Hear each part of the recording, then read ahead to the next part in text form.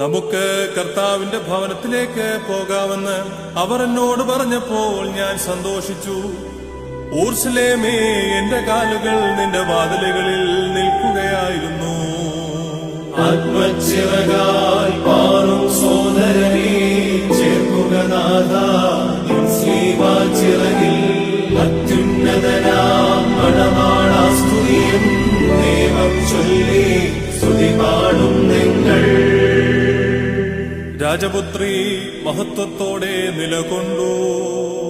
പള്ളി കരഞ്ഞു, മദ്ബഹ ദുഃഖിച്ചു, നിൻ ശിഷ്യന്മാർ വ്യസനത്തിൽ മുഴുകി.